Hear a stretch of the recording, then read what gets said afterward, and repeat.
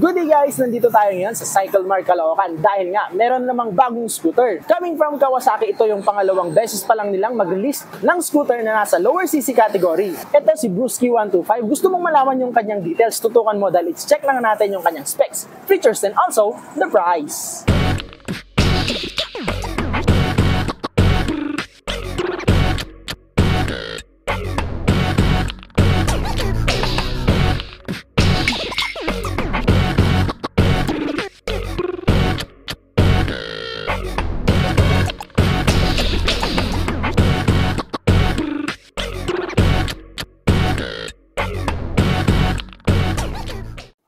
Ito't sisilipin na nga natin ang pinakabagong scooter ni Kawasaki. Unahin na nga natin ang mga kulay na pwedeng pagpilian. Kay Brusky 125, may tatlong choices po tayo. Una po itong vinablog natin na kulay red. Nandyan din po yung kulay na gold. At yung isa pa po ay kulay blue. Quick info muna tayo guys, itong si Brusky, ang pangalan nito sa Malaysia ay Karisma. Sikat nga rin ito sa Malaysia dahil ito yung mga motor na best value for money. Pero kaya nitong makipagsabayan sa competition ng mga scooters naman natin dito sa Pilipinas. Kilatisin natin una muna dito sa kanyang gulong. Ang brand ng kanyang gulong ay Maxxis. And of course, itong motor po na to ay tubeless na rin. Meron din tayong tire size na same with Click 80/90/14. Yan po yung tire information niya dito sa kanyang harapan. Dumako naman tayo dito sa kanyang braking system. Naka-disc brake po pala, which is common na sa mga scooters natin dito sa Pilipinas. Na ang thickness naman po ay 3mm, na kung in actual mo itong makikita ay mukhang mas thicker pa yung kanyang disc. Ang ibig ko lang sabihin ay mukhang matibay talaga. Pagdating naman natin dito sa kanyang caliper ay nakatupat at kulay itim yung kanyang finish. Sa kanya namang suspension, ito po ay naka-telescopic fork. Napakaganda rin nung kanyang finish, may glitter effect. At sabi ko nga kung actual mo itong makikita ay iba yung quality level ng parts ni Brusky. Dito naman sa kulay ng kanyang mag, same po sila sa tatlong color variant. Silver po ang finish at syempre talaga namang quality yung kanyang paint job. May isa nga lang akong napansin dito sa kanyang mag's design. Meron po siyang same look with Click po na V2. I-check naman natin itong kanyang front fender. Ito naman po ay may mga kanto yung kanyang design. At doon naman sa quality ng kanyang fairings, sa overall na po ay maganda yung tibay. Of course, doon naman po sa mga Big 4 na leading motorcycle brands ay given na po yan. Kung sa right side ka naman po tatayo ay yan po yung itsura ng kanyang mags. May isa nga lang akong napansin na itong kanyang speedometer reader ay naka-cable pa rin. Ito nga palang kanyang suspension, kung makikita mo po in actual ay hindi po siya pabilog. Meron po siyang flat surface on both sides. Dumako naman tayo dito sa kanyang harapang bahagi. Ito po yung kanyang itsura. May mga decals po dito na kulay blue. Magkakaiba po yan ng kulay sa tatlong available color variant. Dito po sa red ay kulay blue. Doon naman po sa kulay blue ay kulay red. At yung kulay gold ay kulay orange naman po.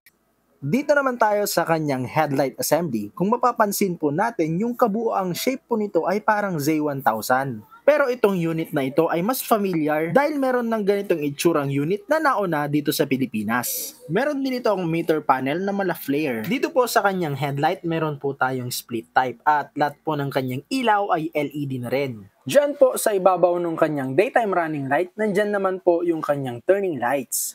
Dako naman tayo dito sa kanyang side profile. Ayan po yung kanyang decals. May Brusky, Modenas, 125, saka fuel injection. If curious po kayo kung ano yung Modenas na word na nandyan, ito po yung kakulab ni Kawasaki dito kay Brusky. Isang sikat na Malaysian company na gumagawa rin ng mga motor. Sa fairings naman niya sa plastic design, meron po itong carbon type.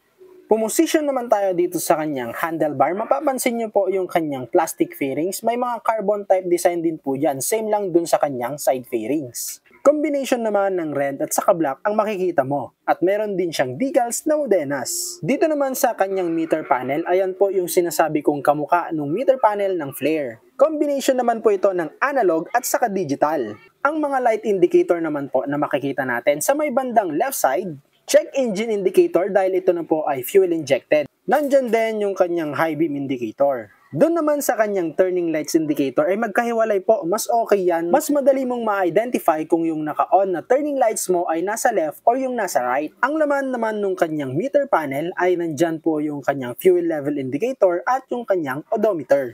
Ito naman yung kabuwang itsura ng kanyang cockpit. Buttons naman natin dito sa kanyang left side, andyan po yung switch natin para sa high beam at saka yung kanyang low beam. Busina at nandyan din yung kanyang turning lights button. Ang kanya naman pong bar end ay bakal. Wala pa po siyang passing at saka park brake. Dito naman sa kanyang right side, ang button po na makikita natin ay yung kanyang hazard light. Opo, may hazard light po siya. No need magpa-install dahil built-in na. Nandyan din yung kanyang electric starter. And what's good news is that meron pa rin tong kickstart. Bumaba naman tayo, i-check naman natin itong kanyang front compartment. Magkabilaan po ay meron pero mababaw lang siya.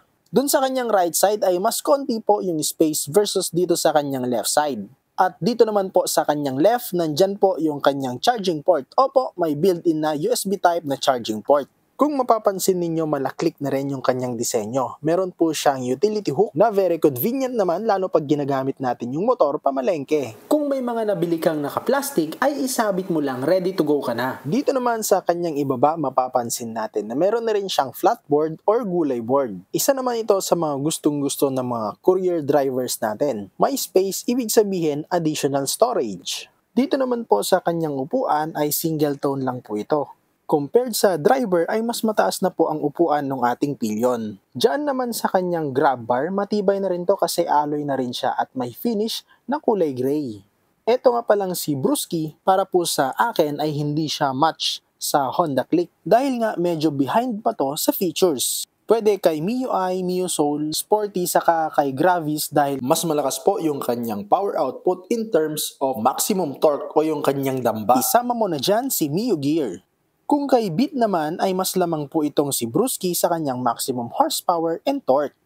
Since nandito na po tayo sa kanyang side profile, meron po itong decals na Brusky. Medyo malaki po yung kanyang font. Red, blue, white ang kanyang color combination. I-check naman po natin itong kanyang engine. Ito po ay 4-stroke, single cylinder, single overhead cam. Naka 2 valves po ito. Naka CVT transmission. Fuel injected na rin, kaya fuel efficient na rin siya. Euro 4 compliant na rin po pala itong motor na ito. When it comes to horsepower, may kukumpara po natin ito sa mga 125cc na existing na sa ating Philippine market like MIUI, MIUSoul, Mio Gear at Gravis. Ang horsepower po nito is 9.4 at 7,500 RPM. Sa torque naman po ay bahagyang mas mataas ito ng konti sa mga nabanggit na motor, 10 Nm at 6,000 RPM. Doon naman po sa kanyang displacement, to be exact po ay 124.9cc. Ang compression ratio naman nito is 10:1. Kalimitan nga sa mga ganyang range ng compression ratio ay air-cooled pa. Kaya okay lang din naman na air-cooled dahil hindi naman ganun kainit ang kanyang makina. And speaking of init, ayan po, may heat guard po siya dito sa kanyang pipe. Sa atin namang pillion footrest ay malabit po yung kanyang size. Meron na nga rin itong built-in na tire hugger. Plus meron pang nakahang na rubber para naman hindi mabasa yung ating throttle body. Ito naman po ang itsura nung kanyang likod. Sa ilalim nung kanyang taillight, nandyan pa rin yung sticker ni Modenas. At may red na reflector, dun naman sa magkabilaan nung kanyang plate holder, meron namang dilaw additional visibility. Size naman po ng gulong natin sa likod, 1990 by 14. At ang ating suspension, ito po ay naka-monoshock.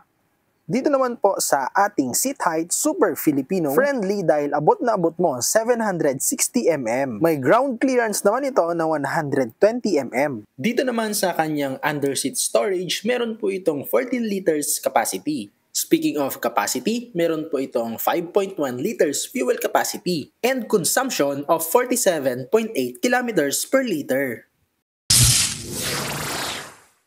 Nandito na nga tayo sa ating last part. Check naman natin yung ating comfort dito kay Brusky 125. Sa looks naman sa ating height na 5'6 ay saktong-sakto lang. Hindi naman po siya naging maliit. Kumbaga proportional lang yung ating height dito sa motor. Yung kanya naman pong weight ay sakto lang din. Hindi siya mabigat, hindi siya kabigatan. Pwedeng-pwede siya sa girls and pwedeng-pwede rin sa boys. Ang nagustuhan natin dito, syempre meron pa rin siyang gulay board. Ayan, sa height po natin na 5'6 ay medyo may legroom pa rin tayo. Hindi siya maliit. Ayan, no? Para sa space naman para sa ating pillion ride ay medyo maluwang pa rin siya, no? Okay na okay, pamasyal, no? Ayan, pang daily. Pwedeng-pwede kasi magaan lang din naman siya. Doon naman sa kanyang preno, ayan po. Makakapit din kasi yung kanyang harapan ay naka-disc brake. Ang laki nung kanyang disc brake doon sa kanyang harap, no?